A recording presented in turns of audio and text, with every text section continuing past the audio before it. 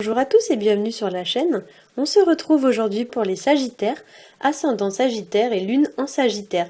Ceci est un tirage général, donc s'il ne résonne pas avec votre situation, je vous conseille de regarder le tirage correspondant à votre signe ascendant et celui de votre signe lunaire afin d'avoir plus d'informations. Donc on va commencer tout de suite avec la première carte que j'ai tirée pour vous et il s'agit de la carte de l'impératrice. Alors déjà ce qui est assez étonnant dans ce tirage, c'est que nous avons trois figures, trois personnes. Donc d'emblée, ça pourrait nous parler d'une situation dans laquelle il y a trois personnes qui sont impliquées. Alors la première carte, donc c'est la carte de l'impératrice. C'est une carte qui va nous parler de la mise en place de nouveaux projets. Pour certains, il y a des choses sur lesquelles vous travaillez, des choses voilà auxquelles vous pensez. Il y a des choses qui sont en préparation, voire même en gestation.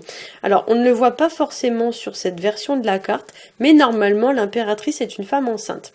Donc ça pourrait nous parler d'une part d'une grossesse, mais ça pourrait nous parler voilà d'une situation qui est en gestation, quelque chose qui se prépare mais qui n'est pas encore abouti. Voilà. Ça pourrait nous parler aussi pour certains d'une forme de développement ou de croissance d'une situation. Il y a quelque chose voilà qui croît, donc il y a une forme de croissance, il y a une forme d'épanouissement, quelque chose qui est en train de se développer.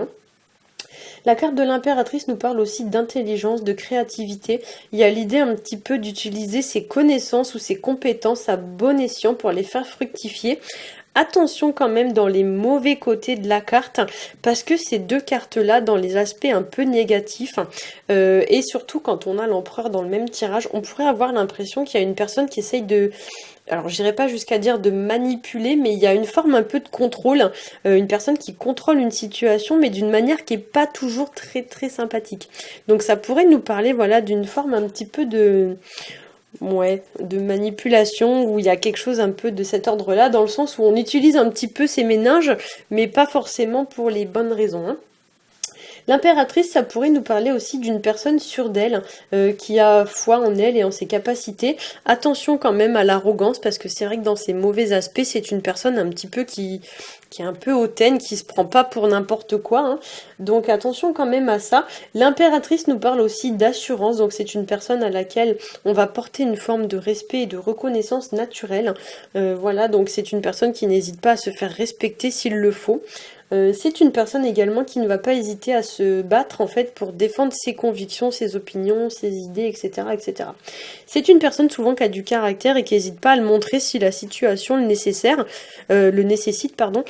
Pour autant, c'est pas une mauvaise personne, donc c'est une personne voilà qui est intelligente et puis qui sait porter un peu les situations à son avantage grâce à son intelligence. C'est une personne aussi dans ses mauvais aspects qui pourrait être un petit peu superficielle, un petit peu immature, manquer un peu de raisonnement ou de logique. Et ça pourrait aussi nous parler d'une personne un petit peu, on va dire, vénale, ou du moins une personne attirée seulement par l'aspect matériel ou l'aspect esthétique des choses, qui s'intéresse vraiment que à l'aspect, voilà, à l'esthétique, à l'argent, au pouvoir, etc. Mais qui est, voilà, une personne un peu intéressée. Ça peut nous parler aussi d'une personne un petit peu, comme j'ai dit, arrogante, une personne un petit peu qui se vante ou qui est un peu crâneuse, voire d'une personne, voilà, comme j'ai dit, manipulatrice. Donc effectivement, ouvrez l'œil ce mois-ci parce que vous pourriez tout à fait être confronté à une personne un petit peu malhonnête. Surtout quand on a la carte de la papesse qui est juste à côté. Alors la carte de la papesse, elle, c'est une carte assez lente qui va nous parler un petit peu d'observation, d'étude. Il y a l'idée un peu de réfléchir avant d'agir.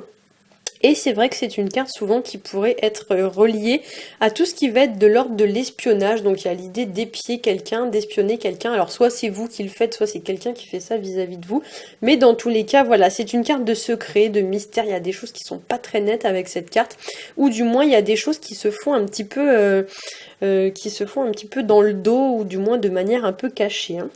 Pour certains aussi, la carte de la papesse, c'est une carte qui va évoquer la maturité, l'introspection, le fait d'observer des choses, mais de garder les conclusions de ces observations pour soi. Ça peut nous parler d'une situation qui n'est pas officielle aussi, une situation qui se fait un petit peu de manière secrète. Ça peut nous parler aussi d'une forme un peu de discrétion vis-à-vis d'une situation. Et ça peut nous parler d'une personne un petit peu, on va dire, froide ou un peu austère. Une personne pour laquelle les émotions sont un petit peu mises sous couvert. On n'exprime pas forcément ses émotions ouvertement. La carte de la papesse aussi peut vous indiquer l'idée d'ouvrir l'œil et de faire preuve de discernement vis-à-vis d'une personne ou d'une situation, comme s'il y avait quelque chose à aller démasquer ou quelqu'un à aller démasquer. Notamment avec la carte de l'empereur, il pourrait y avoir une personne qui contrôle une situation ou qui fait passer des choses pour ce qu'elles ne sont pas.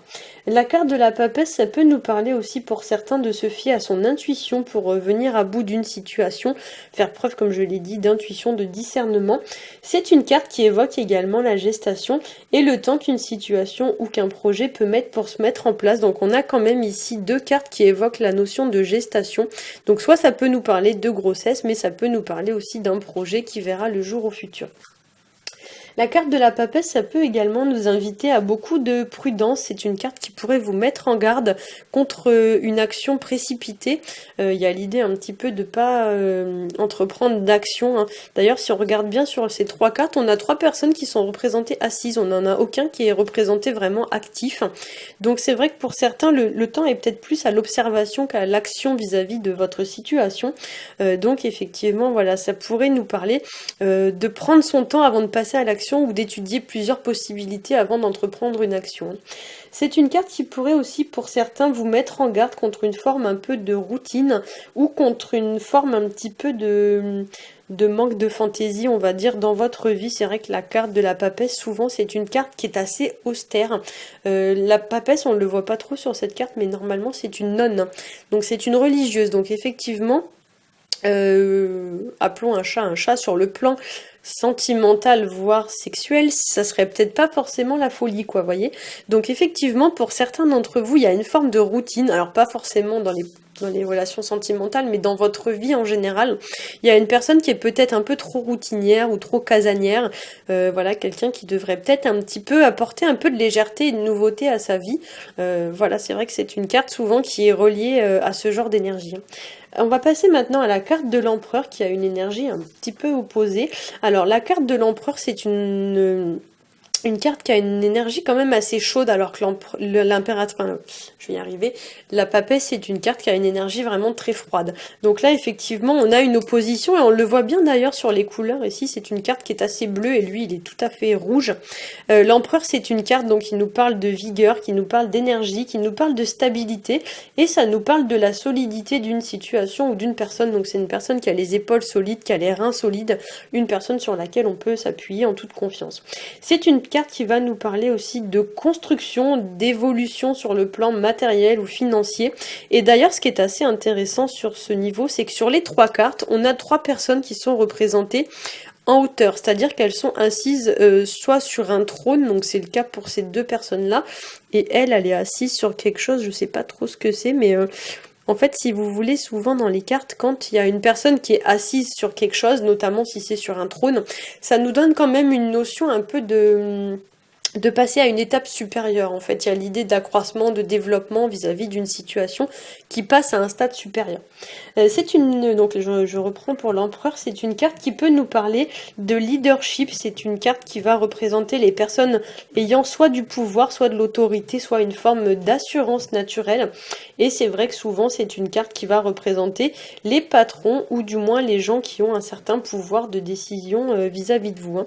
Donc une personne pleine d'assurance, une personne solide, hein, une personne sur qui on peut compter. C'est aussi une personne souvent qui a de solides assises matérielles ou financières, une personne aussi qui peut-être a déjà acquis une certaine renommée ou qui possède déjà un certain patrimoine matériel et financier, hein. Donc c'est une personne très terre à terre en général, c'est pas une personne qui se laisse un petit peu aller à la sentimentalité, donc c'est pas une personne qui va exprimer, on va dire, ouvertement ce qu'il ressent. D'ailleurs, l'empereur est représenté avec une armure, donc souvent c'est quelqu'un qui se protège un peu, du moins qui va pas forcément révéler un peu ses sentiments. Il n'est pas non plus très fleur bleue, vous voyez ce que je veux dire, hein. C'est aussi une personne qui pourrait être amenée un petit peu à avoir une autorité excessive, notamment dans les mauvais aspects de la carte. L'empereur pourrait se montrer un petit peu tyrannique, alors le mot est peut-être un peu excessif, mais souvent c'est une personne un petit peu qui aime le contrôle, qui aime prendre le contrôle d'une situation, et c'est vrai que dans certains aspects négatifs, c'est une personne même qui pourrait être prête à tout pour arriver à ses fins.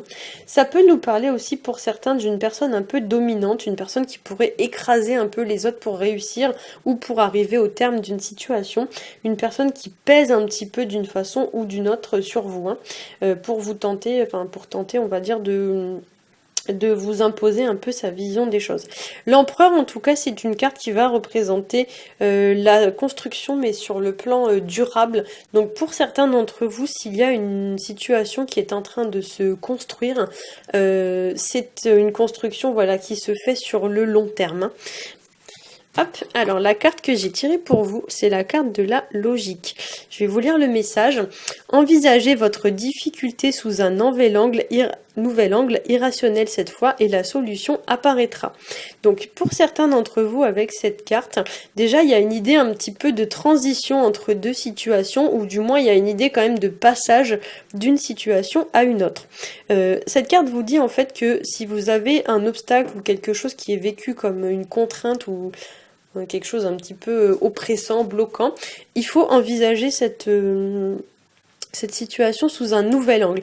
Et peut-être que pour certains, il faut un petit peu se déconnecter de votre aspect, de votre côté logique, pour laisser peut-être plus la place à vos émotions. La lune, souvent, c'est relié aux émotions. Peut-être que pour certains, voilà, vous faites peut-être trop marcher vos méninges, et la solution n'est peut-être pas là. En fait, la solution, c'est peut-être plus de se laisser aller, de s'écouter, de faire parler son intuition, puisque la lune est aussi reliée à l'intuition. Et d'ailleurs, on a la carte de la papesse qui porte une lune également ici, et qui, elle, nous parlait éventuellement également aussi d'intuition. L'eau ici, donc dans la symbolique, hein, l'eau c'est les émotions. Donc peut-être que pour certains, vous devez faire passer, on va dire, une situation, il y a un côté en fait terrestre et matériel qui doit passer sur un plan plus émotionnel. Donc il y a une forme un petit peu de transition à avoir au niveau d'une situation. Et la carte vous dit en fait que vous devez peut-être mettre un peu la logique et les pensées en sourdine pour vous laisser un peu guider par ce que vous ressentez et par vos émotions. Voilà, j'espère que ce tirage aura su vous aiguiller. Si c'est le cas, n'hésitez pas à liker, à partager et à vous abonner. À bientôt.